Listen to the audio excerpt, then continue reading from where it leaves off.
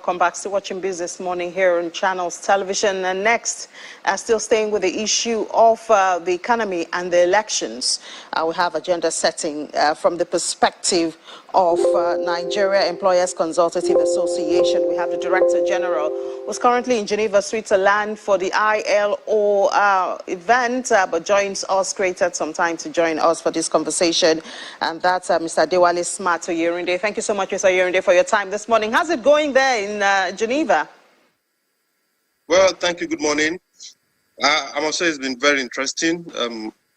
A lot of conversation, 2 days or 3 days into the governing board meeting, and you can only imagine the ground that has been covered within the context of the direction that the place of work or the workplace is going, and all the issues surrounding the workplace, which also affects national and global economy, as it were, affects development across board, and affects the individual, individual nations, individual worker, and also employers as a whole. So it's been quite intensive engagement in the last 2 days. And what will you be bringing back home? What can we expect to change when you come back?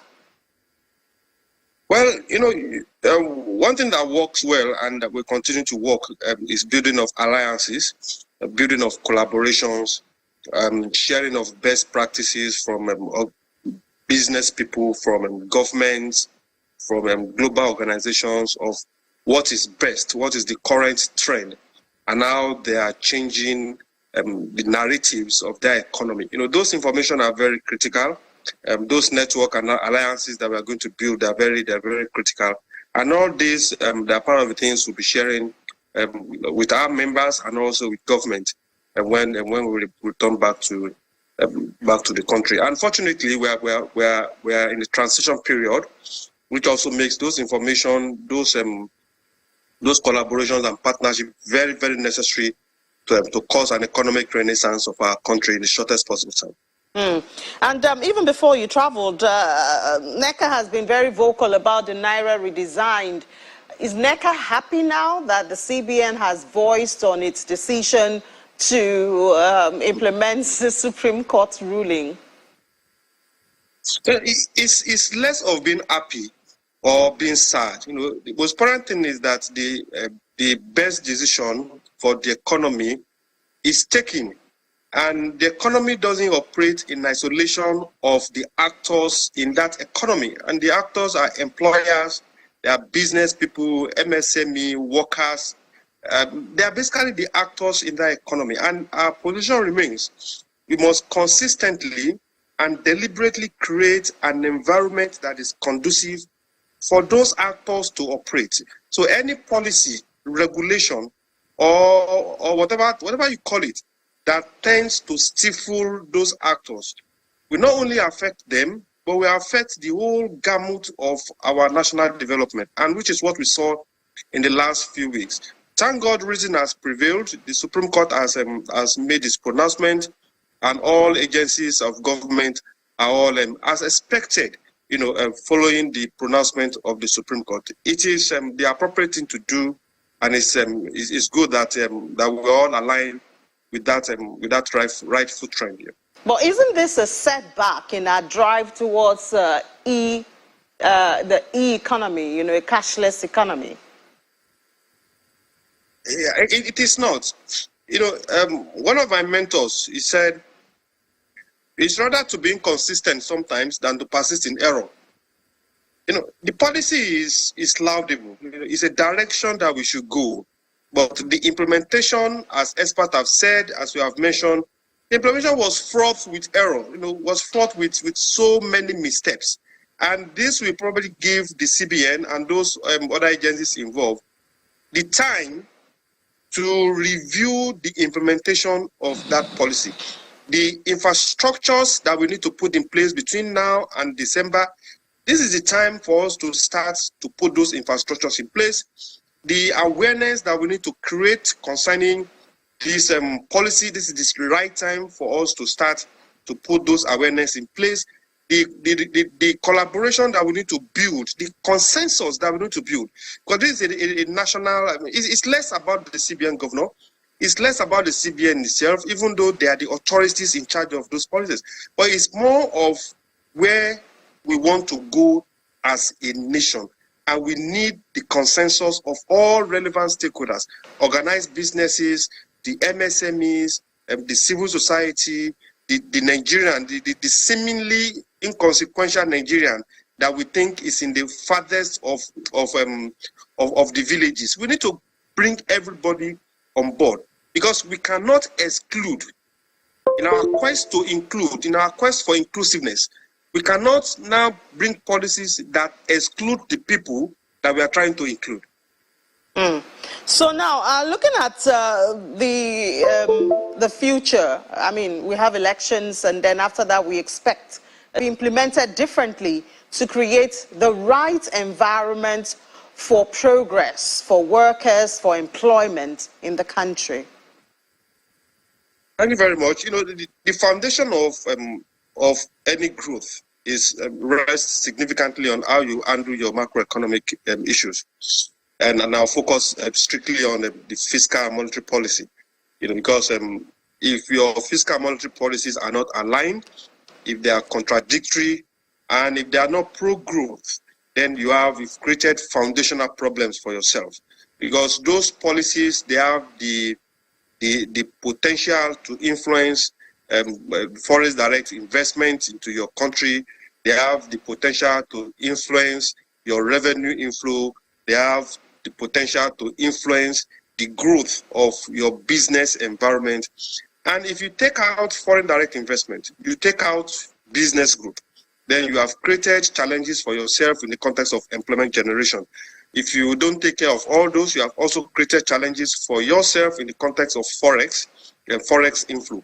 So we want the incoming government, as we have said severally, to take a critical look on the fiscal and monetary policy that is going to implement. We want it to take a critical look on how those policies can be pro-growth, you know. And beyond that, you know, even the issues of who becomes what. We know negotiations should be going on currently, permutations on who man which agency should be going on. And those decisions are also as fundamental as the policy issues. Because if you have a good policy and you have the wrong person superintending those policies, you have created another dynamics of problems. So deal with the issue of macroeconomic, fiscal, and monetary policy, which have the potential to address your rate of inflation, which has the potential to address your GDP growth, has potential to address the issue of job creation and issue concerning unemployment and the rest, and has the whole gamut of potential to place our economy in a trajectory of growth. All right, so you mentioned the composition, the team. I've seen some articles where people are saying the next Minister of Petroleum that Nigeria needs, the next, Minister of Finance. When you look at your sector as NECA, who do you think can best represent your interests in the incoming cabinets? That is a $1 billion question, and our position is not really about the name. It's more about the profile. You know, what has the person done before? What is his antecedent? We are concerned about bringing somebody that studied agricultural science to be the Minister of Finance.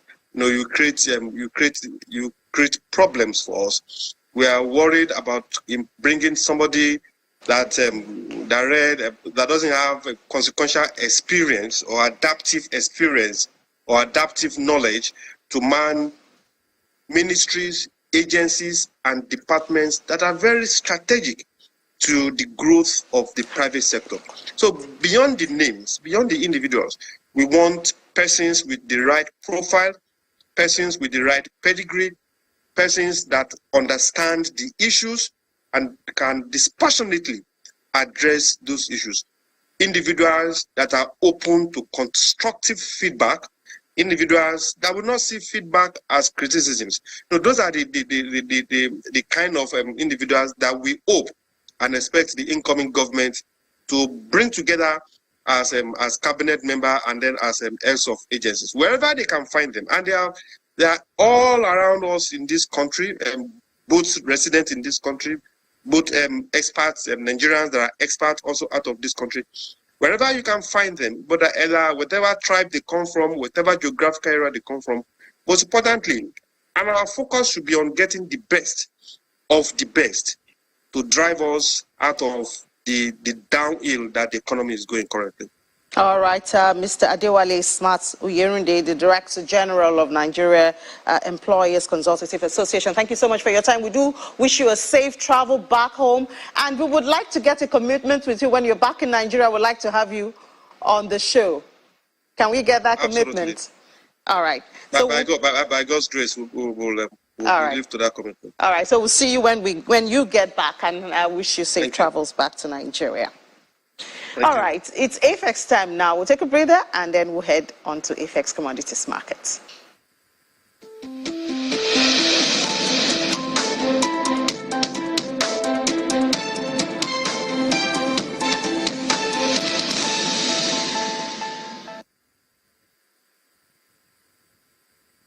Welcome back. AFEX time now, and let's give you a little bit of summary of the trade on the exchange ended on the 13th of March.